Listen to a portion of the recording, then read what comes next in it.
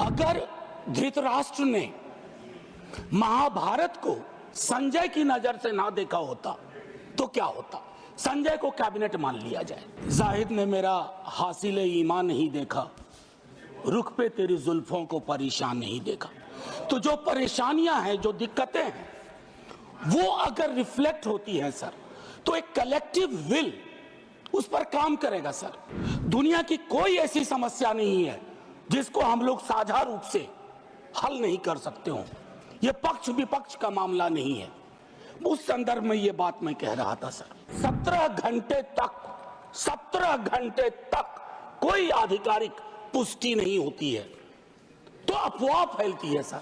मैं सोच रहा था कल जब बातचीत शुरू हुई, खड़गे साहब बोल रहे थे, बाकी लोग, मैं सोचा कि इतनी देर में नेहरू जी नहीं आए, तो नेहरू जी भी आ गए। लाशों के आंकड़े पे तेरा वाला मेरा वाला, ये लोग कितने चोटिल होते होंगे समझिए सर। धार्मिक देश है हम, हजारों साल से धर्मांधता नई चीज है। डेली देखो, हर घंटे कोई बाबा आ रहे हैं, उनसे भिड़ने के लिए किसी मौलाना को भिड़ा दिया। ये परिपाटी संविधान के दृष्टिकोण से भी बंद होनी चाहिए। और ये जो प्रोडक्शन फैक्ट्री रिलीजियस बाबाओं की आ गई है सर, इसके उत्पादन पर भी रोक लगनी चाहिए। ईश्वर को क्यों ठग रहे हैं? वीवीआईपी दर्शन, ईश्वर के समक्ष भी ये बात होगी कि एक जनसाधारण का दर्शन, एक वीवीआईपी दर्शन। कोई वीवीआईपी दर्शन किसी मंदिर में, किसी दरगाह में नहीं होगा। माननीय श्री मनोज कुमार झा जी। शुक्रिया उपसभापति महोदय, बहुत बहुत धन्यवाद आपका। इस अवसर पर मैं महामहिम के अभिभाषण पर अपनी बातें अपने दल की ओर से रखने के लिए खड़ा हुआ हूं। सर, महामहिम के अभिभाषण की परिपाटी से हम सब वाकिफ हैं। इसी सरकार ने नहीं, हर सरकार, उनकी कैबिनेट अभिभाषण तैयार करती है। महोदय, कई परंपराएं हमने बदली हैं। बरबस एक ख्याल आता है कि अगर ये परंपरा, इस पर हम सोचें कि महामहिम अगर विशुद्ध अपने अनुभव, अपनी पीड़ा और कोई ऐसा मैकेनिज्म हो, ये मैं आगे के लिए सवाल छोड़ता हूं। क्योंकि मैं आज सुबह सोच रहा था, माननीय उपसभापति महोदय, अगर धृतराष्ट्र ने महाभारत को संजय की नजर से ना देखा होता तो क्या होता? संजय को कैबिनेट मान लिया जाए। मैं इस संदर्भ में ये बात रखना चाह रहा था। खैर, जाहिद ने मेरा हासिल ईमान नहीं देखा, रुख पे तेरी जुल्फों को परेशान नहीं देखा। तो जो परेशानियां हैं, जो दिक्कतें हैं, वो अगर रिफ्लेक्ट होती है सर, तो एक कलेक्टिव विल उस पर काम करेगा सर। दुनिया की कोई ऐसी समस्या नहीं है जिसको हम लोग साझा रूप से हल नहीं कर सकते हो। ये पक्ष विपक्ष का मामला नहीं है। उस संदर्भ में ये बात मैं कह रहा था सर।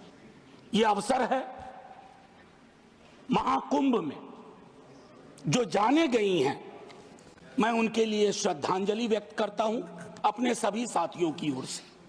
सर, मैं आंकड़ों में जाऊंगा ही नहीं। मैं कोविड के दौर का भी गवाह हूं सर।